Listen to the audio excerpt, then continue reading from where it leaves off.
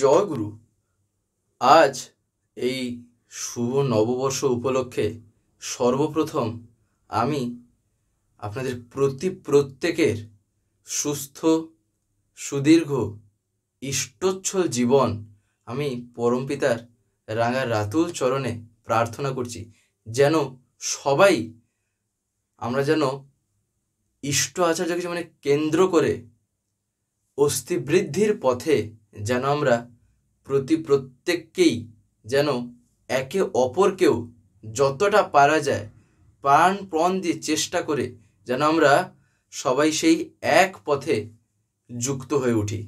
আমি তাই আজকে এই শুভ নববর্ষে সর্বপ্রথম এটাই প্রার্থনা জানাই শ্রী ঠাকুরের রাঙা রাতুল চরণে, আর আচার্যদেবের শ্রীচরণে আমি এটাই প্রার্থনা জানাচ্ছি, এবং তৎসহিত আপনাদের প্রত্যেকেই আমি আমার রানন্দিত জয়গুরু জানাই। তো যাই হোক, নববর্ষ আমরা প্রত্যেকেই জানি, কিন্তু তার আগে বলা হয় শুভ, তাই তো? এই যে শুভ কথাটা একটা এতটাই এই শব্দের একটা পাওয়ার, যখন কি একটা শোনে তার চিন্তাতেই একটা আলাদা রকমের বলতে পারেন ধারণা একটা হয়। তখন কেমন দেখবেন, আমরা বলে থাকি না শুভ অশুভ ইত্যাদি যে কথাগুলি, শুভ যখনই আমরা শুনতে পাই দেখবেন আমরা যে বলি না একটা গুড নিউজ আছে, তখন শুনেই মনে হয় একটা কিছু আনন্দ ভরা একটা কিছু কথা বা সেরকম একটা কিছু যা শুনলে আমি আনন্দ পাবো, তাই না? ঠিক একই রকমভাবে যখন আমরা শুভ বলছি নববর্ষের আগে, তার মানে আমরা এই মেন্টালিটি নিয়েই এই বছরটাও সেরকমভাবে কাটাতে চাই যেন প্রত্যেকটা দিনই যেন শুভ হোক। বাস্তবে প্রত্যেকটা দিনই কিন্তু শুভ, এবারে করাটা হচ্ছিল আমার হাতে আছে। আমি যদি চাই আমিই পারবো আমার জীবনের প্রত্যেকটা দিনকে শুভ করে তুলতে। তার পথ কি বা কিভাবে, এবারে তো সেখানেই আসছে জীবনে কোথায় ঠাকুরকে ধরা প্রয়োজন, অর্থাৎ জীবনের কোথায় যে ইষ্ট আচার্যকে মাথায় নিয়ে চলতে হয়, তাই না? তো যাই হোক, এই যে শুভ নববর্ষ, আজকের আমরা যে বিষয়ের উপর আলোচনা করতে যাচ্ছি বা বলতে পারেন যে বিষয়টা আজকে আমরা শুনবো, তা হচ্ছে হলো এই শুভ নববর্ষে আমাদের কিছু কিছু জিনিস দেখবেন আমাদের একটা মেন্টালিটি থাকে বা আমরা চিন্তা করে থাকি, মানে বেশিরভাগ ক্ষেত্রেই আজকে যদি আমি এই কাজটা করি আমার সারা বছর এইটা হবে, আজকে যদি আমি ওইটা না করি তাহলে ওটা হবে না, এরকম এক একটা ধারণা আমাদের চিন্তার জগতে থাকে, তাই না? খুব ভালো যদি আমি ব্যাপারটাকে পজিটিভ ওয়েতে কাজে লাগাতে পারি, নেগেটিভিটির দিক দিয়ে এই জিনিসের কোনো স্থান নেই। তার কারণ কি, যদি আমরা একটু চিন্তা করি তাহলে দেখা যায় দেখবেন সব কিছু হচ্ছিল কর্মের উপরে ডিপেন্ড করছে। আমি মুখে বলি না কেন শুভ নববর্ষে আমি এইটা করব ওইটা করব, এই একটা দিন আমি যদি 365 দিন বা লিপারের ক্ষেত্রে আর কি 366 দিনই যদি ধরা যায়, তাহলে সেই একটা দিনকে বাদ দিয়েই যদি বাকি দিনগুলো আমি যদি আর নববর্ষ বা সেই দিন উপলক্ষে আমি যে যে জিনিস মাথায় রেখেছিলাম যদি আমি বাকি দিনগুলোতে সেগুলো যদি না মেনটেন করে চলতে পারি, তাহলে এই নববর্ষ কি পুরনো যে বছরগুলো যে কেটেছে যেমনভাবে আমি যদি সেই একই জিনিসকে যদি ধরে রাখি না, যা আর কি জীবনের বলতে পারেন বৃদ্ধির সহায়ক নয় সেই রকম কিছু কথা, তাহলে ওই যা ছিলাম আমি তাই থাকবো। তাই আমাদের চেষ্টা করা উচিত আমাদের কথার সাথে যেন কাজে মিল থাকে। আমি বলছি এক, করছি আর এক, তাহলে তো ব্যাপারটা ঠিক না, না? সেক্ষেত্রে কি হয়, একটা কপটতা আসে। মানেটা কি, যেটা ঠাকুর বলছেন মনে এক মুখে আর এক, তাই না? সিমিলারলি ব্যাপারটা আমি এবারে মুখে একটা কিছু বলছি আবার করছি আর একটা, যেটা ঠাকুর কি বলছেন যে বলার সাথে যদি আমার ভাবা আর অনুভব বা সেই অনুভূতি যদি না হয় তাহলে আর কি হলো, তাই না? এই কারণেই এই যে নববর্ষ আমরা যে বলছি শুভ নববর্ষ, আমাদের এই রকমভাবেই চালচলন হওয়া উচিত যেন সব কিছুতেই আমি একটা, যেমন বর্ষের আগে বলছি যে নববর্ষ মানে একটা নতুন বছর, যেন আমার সব কিছুর মধ্যে একটা সেই নব নব ভাব ফুটে ওঠে, অর্থাৎ একটা নতুন কিছুর ভাব যেন ফুটে ওঠে। ঠাকুরকে ধরে যদি আমার চলা সেই রকম সিনসিয়ারলি হয়ে থাকে না, বা আমি যদি ইষ্ট আচার্যকে আমার জীবনের কেন্দ্র করে যদি চলি, সত্যি এটা মানে যেটা ঘটে তা হলো সব কিছুর মধ্যে একটা ক্রিয়েটিভিটি বাড়ে, সব কিছুর মধ্যে দেখার যে দৃষ্টিভঙ্গিটা বিস্তৃত হয়। এ একদম বলতে পারেন একটা বাস্তব কথা, যেটা যে যতটা পরিমাণে করেছে সে ঠিক এই অনুভূতি ততটাই কিন্তু পেয়েছে, তাই না? তাই এই যে নববর্ষে দেখবেন আমরা হয়তো এমন অনেক কিছুই করেছি এর আগের বছরে বা তারও বিগত কিছু বছরে, যা হয়তো আমি জানি যে করাটা ঠিক না, এটা উচিত না, বা এইরকম করে জীবনে আমি দুঃখ পেয়েছি। চেষ্টা করতে হয় সেগুলিকে, সব থেকে প্রথম কথা দুটো জিনিস করতে হয়। প্রথম যে কাজটা তা হলো আমার দ্বারা যে ভুলটা হয়েছে, আমি যে কারণে জীবনে দুঃখটা পেয়েছি, সেই ক্ষেত্রে সেটাকে চিন্তা করে সার কথা যেটা, অর্থাৎ সেখান থেকে তাহলে আমার কি করা উচিত কি করা উচিত না, যে রেজাল্টটা সেখান থেকে আমার পাওয়ার কথা, সেটা আমি আগে ধরে নিই বা বের করে নিই। তারপরে বাদবাকি সব যা কিছু যেন ভুলে যাই। তার কারণ যে পিছনে জিনিস নিয়ে পড়ে থাকে সে কখনো এগোতে পারে না। আমার চোখ যদি পিছনের দিকে থাকতো, আমি আমার সামনে রাস্তায় আমি এগোতে পারতাম না, তাই না? এই কথাটা আচার্যদেব বলেন। পরম পূজ্যপাদ শ্রী আচার্যদেব একদিন এই বিষয়ে বলছেন একজনকে, যে তোর চোখ সামনে আছে নাকি পিছনে আছে? তখন সে বলে, আগে আমার চোখ সামনে। তখন আচার্যদেব বলেন, তাহলে তুই যে কথাগুলো বলছিস তা তোর জীবনের উল্টো কেন? পিছন দিকে মানে চলে যাওয়ার মতন বা জীবনে এগিয়ে যাওয়ার কোনো কথাই তোর কথায় তাহলে কেন প্রকাশ হচ্ছে না? তাহলে তোর চোখ দুটো সামনে থাকা সত্ত্বেও তোর চিন্তা ভাবনা কিন্তু অগ্রগতির দিকে নেই, বা আরও যে আমার জীবনে যে উন্নতি করতে হবে, আরও যে আমার জীবনে বাড়তে হবে, শুধু কথায় হয়তো দেখা যাবে বলছিস, করে কিন্তু নেই। না হলে তোর চোখ যেমন সামনের দিকে আছে, তোর মেন্টালিটি সেটা সামনের দিকেই থাকতো। তাই আগে চেঞ্জ কর, যে ঠাকুর কি বলছেন সেটা দেখতে, তার সাথে নিজেকে নিজে দেখবি কোথায় আমার তার চিন্তাভাবনার সাথে আমার চিন্তাভাবনার ঠক্কর লাগছে। সেখানেই বুঝবি যে কোথাও না কোথাও একটা ফল্ট আছে, কোথাও না কোথাও একটা ত্রুটি বিচ্যুতি হচ্ছে। এইরকম করে জীবনে এগোতে হয়। আর তারপরে আচার্যদেব একটা কথা বললেন, পিছনে বা জীবনে আগে যা ঘটে গেছে, যেটা ঘটে হয়তো তুই জীবনে দুঃখ পেয়েছিস, বা জীবনে হয়তো একটা এরকম কিছু আঘাত পেয়েছিস, যেটা চিন্তা করলে মনের উপরে একটা এফেক্ট পড়ে, আর সেই এফেক্ট তখন শরীরের উপরে পড়ছে। সেরকম চিন্তা করে তো জীবনে কিছু লাভই হয় না। তাই পারলে তাকে বর্জন করতে হয়, অর্থাৎ বাদ দিয়ে দিতে হয়। সেখান থেকে সার কথা যা, সেটা ধরে নিয়ে সেটা যেন আর না হয়, বা এটা আমি করেছি, এটা করার উচিত না, সেরকমভাবে কয়েকটা কথা নিয়ে বাদ বাকিটুকু একদম ভুলে যেতে হয়। সেসব নিয়ে চিন্তা করতে নেই, তার কারণ তা আমায় জীবনে এগিয়ে নিয়ে যাবে না, উল্টো আমায় আরও বিধ্বস্ত করবে। আমি এই কারণে এই কথাগুলো বলছি। এই কথাটা একবার আচার্যদেব একটা ছেলেকে বলছিলেন, আমি সেই মুহূর্তে আচার্যদেবের পাশে ওখানে বসেছিলাম, তো আমি শুনেছিলাম বলেই আপনাদের বলার চেষ্টা করলাম। এই যে কথাগুলি তিনি শুধু ওই একটা ছেলের জন্যই বললেন, মোটেই না। কথা প্রত্যেকের জন্যই। এবারে ব্যক্তি বিশেষের ক্ষেত্রে তো কিছু কিছু এমন স্টেপ তিনি বলে দেন, না হলে একটা ওভারঅল একটা তো ব্যাপার আছে যেটা প্রত্যেকেই মানতে পারবে বা মাথায় নিয়ে চলা দরকার। তারই ভিতর থেকে এইটা ছিল একটা কথা যেটা তিনি বলছেন। এমনকি এই বিষয়েও তিনি একদিন বলছেন যে আপনারা হয়তো ভাবেন আমি একজনকে একটা কথা বলছি, তাহলে কি সেই কথা বাকিদের জন্য না? মোটেই না। পরম প্রেমময়ের কথা আমরা বলি পরম প্রেমময়, তো প্রেমময়ের কথা একজনের ভিতরে কি সীমাবদ্ধ থাকতে পারে?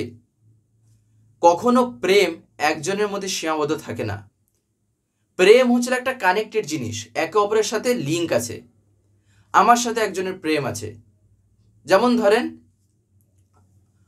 আমি ঠাকুরকে ভালোবাসছি।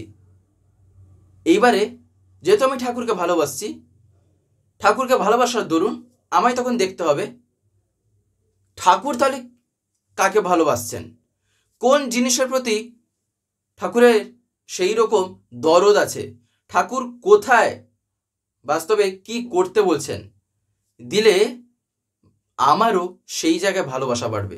তার কারণ আমার মাথায় ইষ্ট চিন্তা ঘুরছে। এইভাবে আচার্যদেব সেদিন এই কথাটাও বলছেন। তাই প্রত্যেকটা কথাই প্রত্যেকের জন্যই।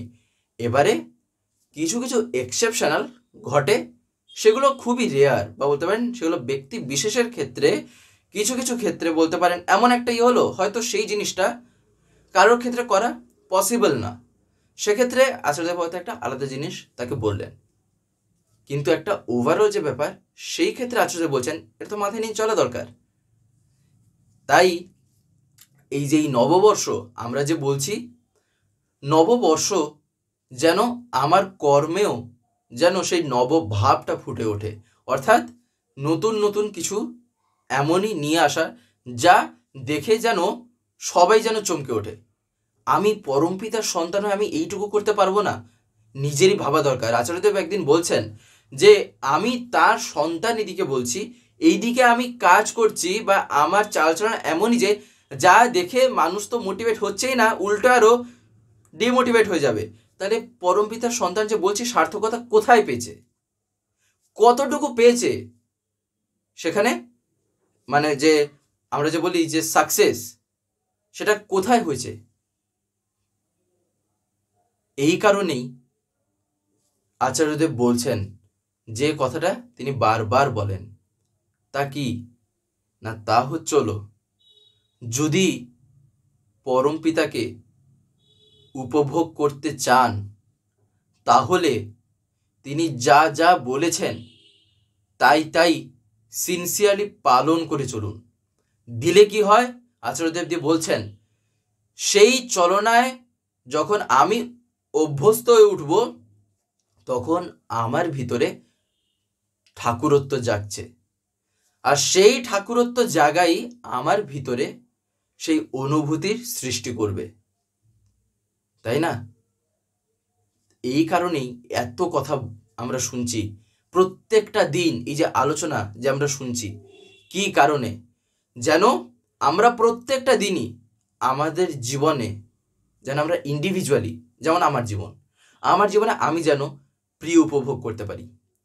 আর এই যে প্রিয় উপভোগ হয় কিসে, তার অনেক পথ আছে।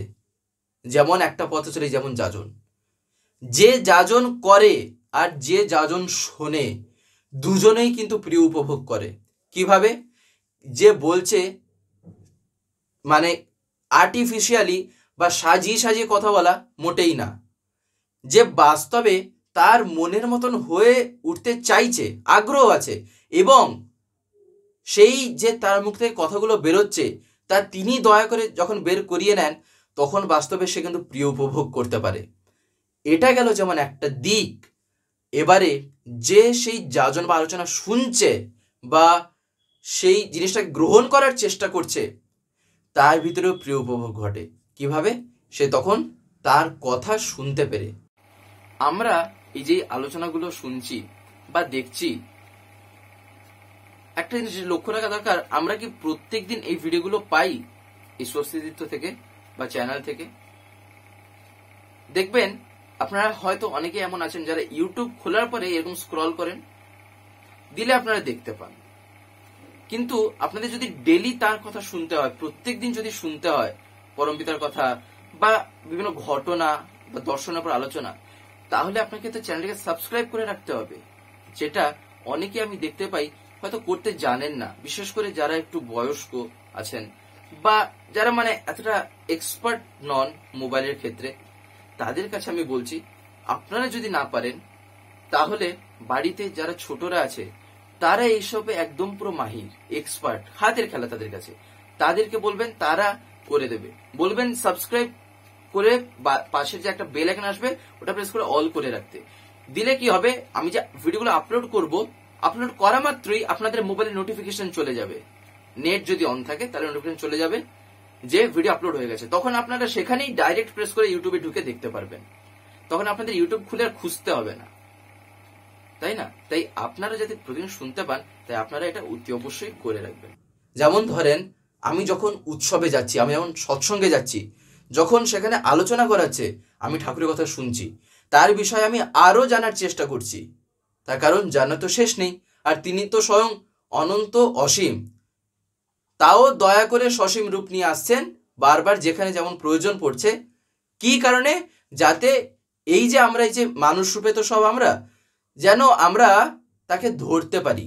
এই কারণেই বলা হয় যে কি না, নররূপী নারায়ণ, বা নররূপে যে লীলা। নারায়ণ কাকে বলা হয় তাহলে? নারায়ণ তো হচ্ছেন তিনি যিনি নরকে পথ দেখিয়ে দেন, অর্থাৎ মানুষকে পথ দেখিয়ে দেন। এবারে একটা মানুষের পক্ষে কিন্তু তখনই সম্ভব যখন আরেকজন, যে মানুষের মতনই হুবহু দেখতে, মানুষের মতনই তার করা, যখন সে বুঝিয়ে দেবে। যেমন ধরেন, আমার এখন কোনো একটা বিষয়ে অসুবিধা হয়েছে, আমি বুঝতে পারছি না, তাহলে আমি সে ব্যাপারটাকে বুঝতে কার কাছে যাবো? একটা মানুষের কাছেই তো যাবো। এই জন্যই তার নররূপে লীলা, যাতে মানুষ তাকে বুঝতে পারে, চেষ্টা করে যেন বোঝার জন্য। তাই তিনি সসীম হয়ে আসছেন। ঠাকুর একটা বাণী আছে না, অসীম যখন সসীম হয়ে সীমাতে লন স্থান। কি কারণে এই বাণী? এগুলো তো বুঝতে হবে, অনুভব করতে হবে কথাগুলিকে। কথার মধ্যেও যেমন অনুভূতি আছে না, করাতেও সেরকম অনুভূতি আছে। মানে আলোচনা একটা এমনই জিনিস যেখানে যত ডেপথে যাওয়া যায় তত তাকে অনুভব করা যায়। আর এই যে প্রিয় উপভোগ হয় কিভাবে? এই যেমন এই যাজন, যেমন নাম ধ্যান, যজন, এমনকি ইষ্টভৃতি, আরো অনেক কিছু আছে। পথের শেষ নেই, কিন্তু সব পথই সেই একই আমায় এনে যুক্ত করে তুলছে, অর্থাৎ তাতে। হয়তো আমি দেখছি এটা এইরকম, ওটা ওই রকম, বাস্তবে সব কিছুর কেন্দ্র বা সেন্টার তো সে একজনই, তাই না? এইগুলো যেন ঠাকুর বিভিন্ন যে বিধানগুলো যে দিয়েছেন, যেগুলো জীবনে চলার ক্ষেত্রে প্রয়োজন। এইবারে যেমন ধরেন, এই যে নববর্ষে এই যে কথাটা অ্যাকচুয়ালি যে আমরা শুনছি, যে জিনিস ধরেন ঘটে গেছে, যেটা আমার জীবনে আগের বছরে বা বিগত কয়েক বছরে হয়তো ঘটে থাকবে কখনো, যা নিয়ে আমার চিন্তা করলে আমি ডিপ্রেসড হয়ে যাই, আমার ভাল লাগে না, বাদ দিয়ে দিতে হয়। তা চিন্তা করে কি কোনো লাভ হয়? লজিক্যালি ভাবা দরকার। আমরা এবারে তো হয়তো অনেকে ভাববো ওটা যার সাথে ঘটেছে, ওটা যার সাথে হয়েছে সেই জানে। একবার আচার্যদেবের কাছে এইরকম একজন নিবেদন নিয়ে আসেন যে আগে আমার সাথে এই ব্যাপারটা ঘটেছে, আমার সাথে এইরকম হয়েছে, আমি এটা অনুভব করছি।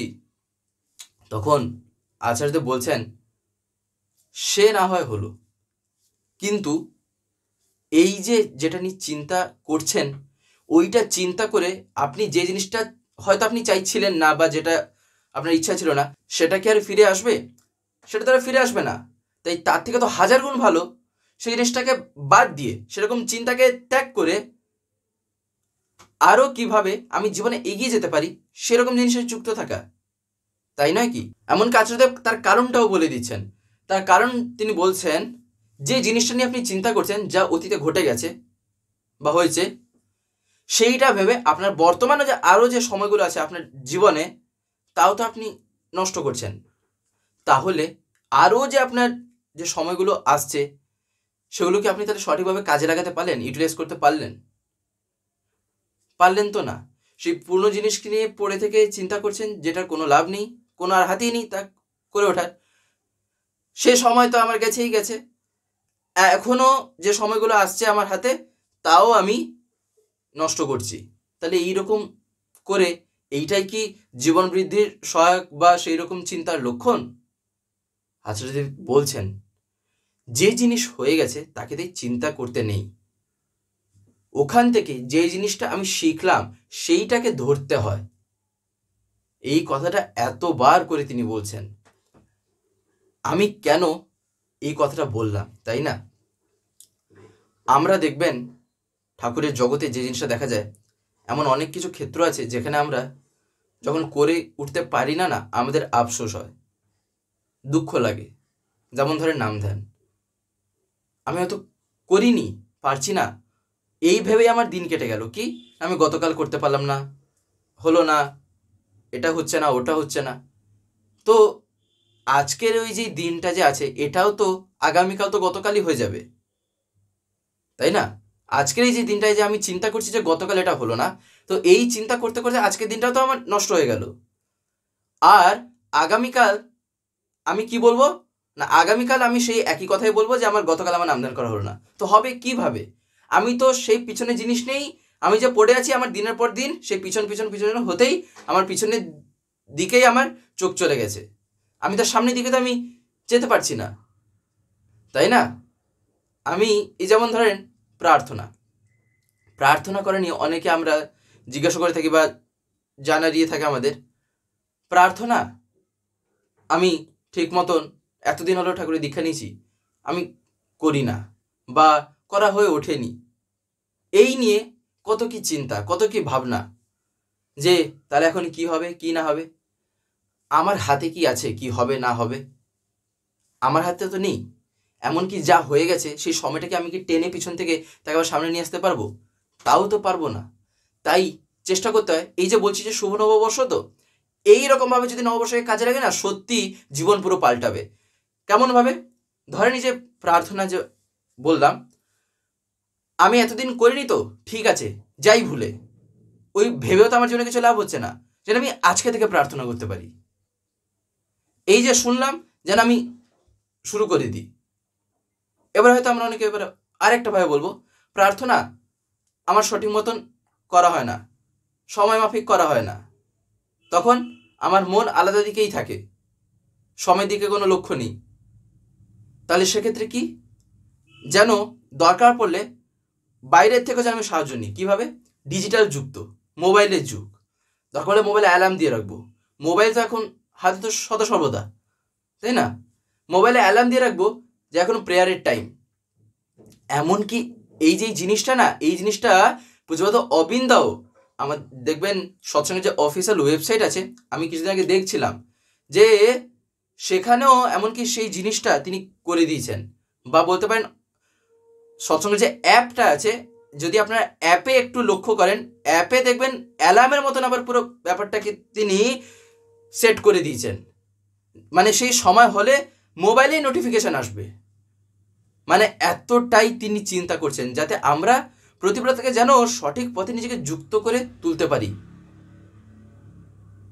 তাহলে যদি দরকার পড়ে আমি এটারও আমি সাহায্য নেব। তিনি যখন করে দিয়েছেন আমার জন্য দয়া করে, আমি তাহলে কেন আমি ব্যাপারটাকে আমি কাজে লাগাবো না? তিনি যখন আমার জন্য এতটা ভাবছেন, তাহলে ভাবেন তো তার আমার প্রতি কতটাই যে ভালোবাসা। এমনকি নিজেরও আমার নিজের প্রতি মনে হচ্ছে এতটা ভালোবাসা নেই। তাহলে এই প্রার্থনা যদি এরকম হয়ে থাকে, চেষ্টা করি লেগে যাই যেন আজকে থেকে যেন আমি প্রার্থনা যেন করতে পারি। আর প্রার্থনা করলে কার মঙ্গল? আমারই তো মঙ্গল হয়। এবার আমরা ভাববো প্রার্থনায় কি আছে, সেই তো ঠাকুরের সামনে বসে হাত জোড় করে কিছু গাইলাম, ইয়ে করলাম, হয়ে গেল প্রার্থনা। বাস্তবে আমরা যদি সেই ভাব নিয়ে করে থাকি না, প্রার্থনার আমরা মানে পর্যন্ত বুঝতে পারবো না। প্রার্থনার মানেটা বুঝতে হয়, অর্থাৎ আমরা যে বলছি সেইটাকে লক্ষ্য রেখে রেখে করতে হয়। প্রার্থনা মানেই হচ্ছিল প্রকৃষ্টভাবে চলা। এই যে প্রার্থনা কি আছে, প্রযুক্ত অর্থ না, তাই না? আর প্র মানে কি, প্রকৃষ্টভাবে যখন অর্থনা হয়, সেটাই হচ্ছিল প্রার্থনা। যেমন আরেকভাবে আমরা চিন্তা করতে পারি, লক্ষ্য প্রাপ্তি নিমিত্ত যথাযথ যত্ন বা চেষ্টা, সেটা কিভাবে সম্ভব? এই যে প্রার্থনা, এই প্রার্থনার মানের এখানেই আছে। আমরা যদি একটু দেখার চেষ্টা করি, দেখবেন প্রার্থনা যে আমরা সকাল বিকেল করি, সেখানে যে কথাগুলো আমরা বলি না, যে উপাসনা বই আছে, তাতেও তার মানে দেওয়া হয়। এবারে হ্যাঁ, সবাই তো আমরা সবটা বুঝতে পারবো না, জেনে নেওয়ার চেষ্টা করব।